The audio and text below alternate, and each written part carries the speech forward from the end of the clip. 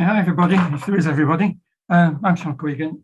I'm going to talk to you about the biomass mission, and I'm going to start it by showing you a 3-minute video that we prepared for COP26, which is a very neat, compact telling of the biomass story. I'm then going to expand on some of the elements which are captured in the video, and then tell you what biomass will produce. So I think we may as well get straight on with the video, if you don't mind, please.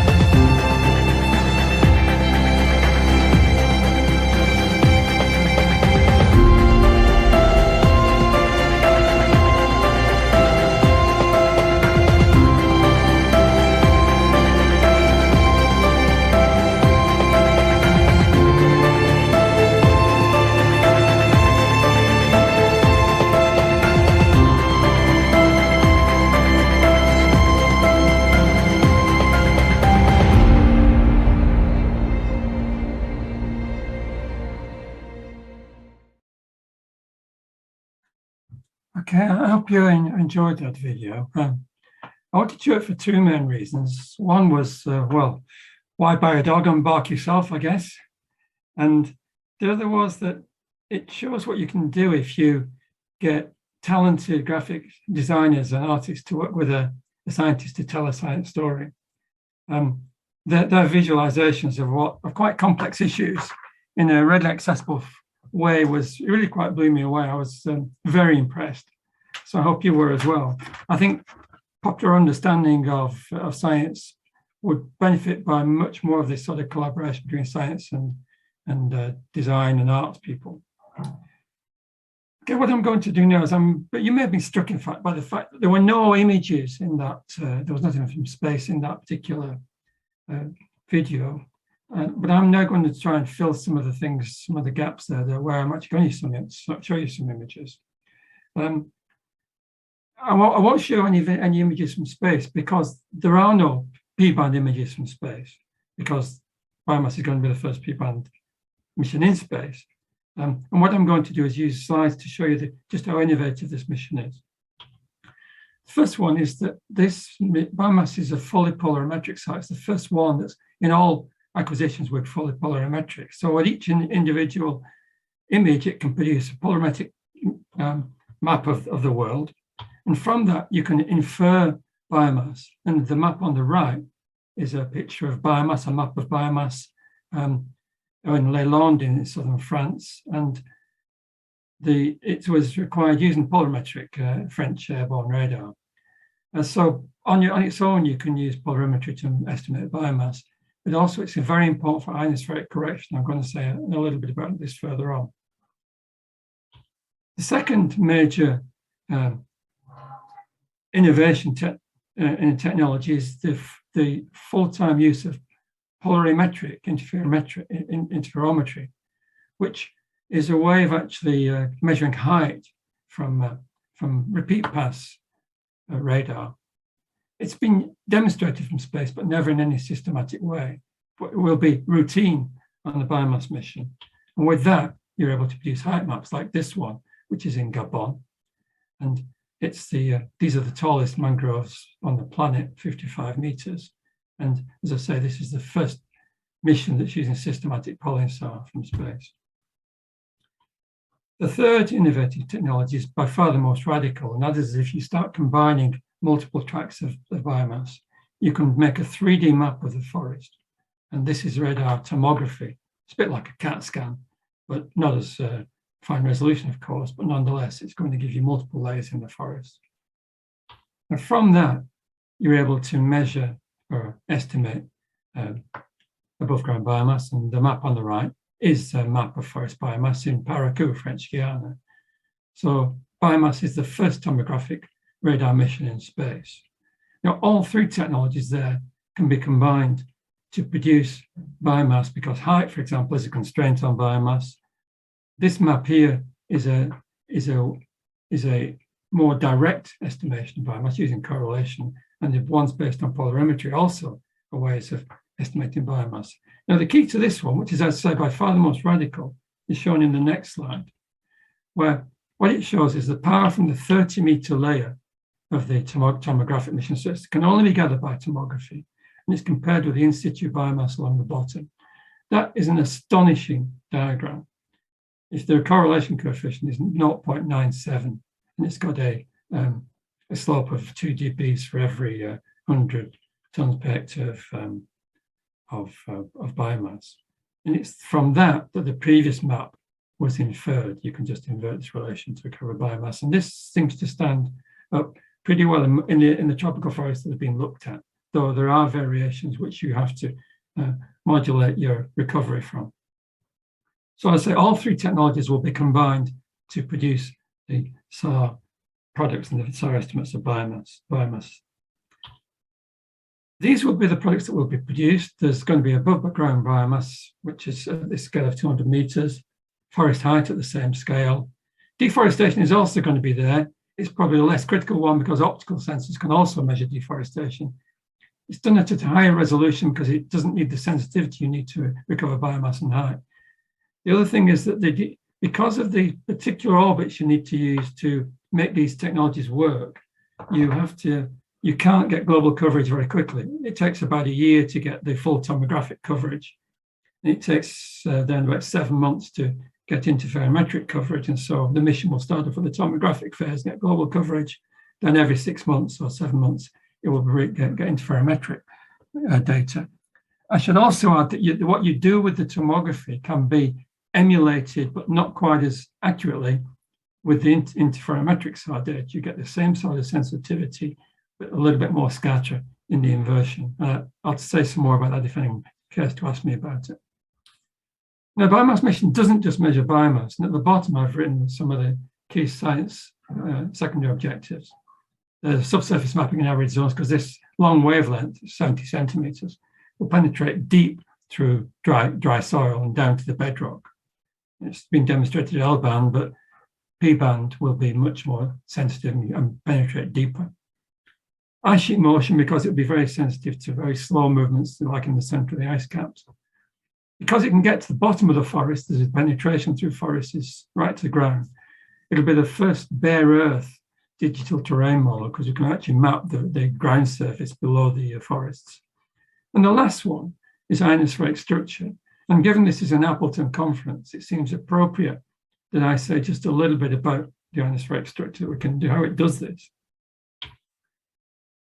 It will be able to measure total electron content in the ionosphere. And this is because P-band is strongly affected by ionospheric Faraday rotation, that's the omega. But crucially, if you've got full polarimetric data, you can measure omega, and you can measure it very precisely, down to about 0.1 of a degree, or even better. It just depends on what resolution you want to do it at. Now, from that, you can estimate TEC, total electron content, using that little equation I've got there. And in it, the TEC itself, these TEC units, they're 10 to the 16th electrons per square meter. And phi is the angle between the propagation vector of the radar and the magnetic field. Right near the magnetic equator, that goes to 0 because they're roughly orthogonal.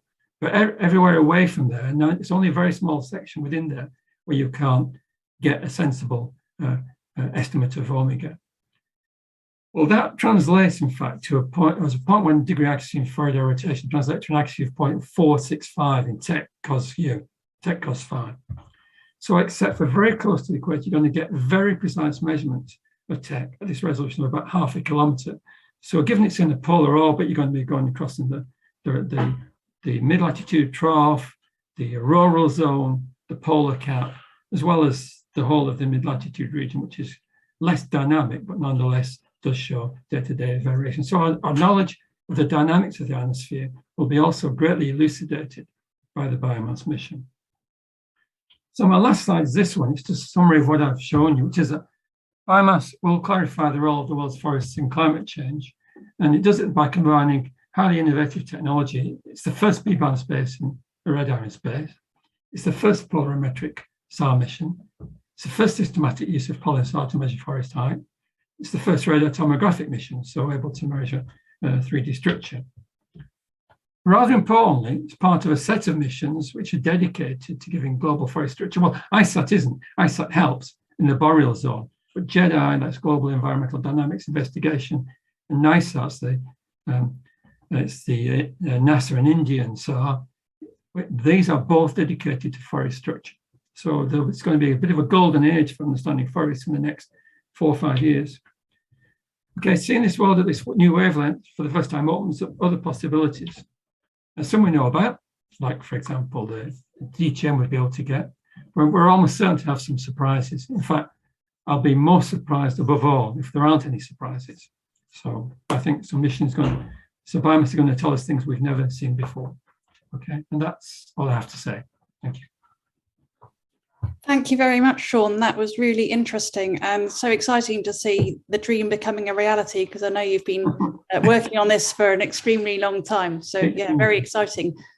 When is it due to be launched? I know it's early to say, but what's the plan? Late 2023. Late 2023. Well, very exciting indeed. Just looking at how the mission works, it looks like the data analysis is rather complex, and it seems to me you'll have to pull on a lot of different skills. Can you say something about that? Oh, well, one of the good things about the mission is just the variety of skills we do call on. I mean, the mission advisory group is just an eclectic group of people with lots of different specialities. And I think one of the hard things about running this sort of mission is exactly getting the best out of such a bunch of prima donnas who are expert in their own field and getting them to work together to produce a really good mission. Because again, we need to think that the mission isn't a satellite, it's a whole collection of things that you do with the satellite. Also, working with the ground people is good. And part of what an answer to that which should be added is that what's been really great is the cooperation between NASA and ESA because the missions I refer to, the new missions, will be using a common platform for all the data, and which with open access to that data, and for all the calibration data and all the campaign data that supports it. So that's fabulous. And the other thing that goes into that is all the people working with the ground data who are needed to make sure we're getting the right numbers and to calibrate some of the sensors. So this great cooperation between the agencies, between the ground people and the satellite and science people is outstanding. And this, for me, you may be very happy that it's going so successfully, because this isn't a pipe dream, it's happening. This common platform exists and is being used now. That's very good to hear.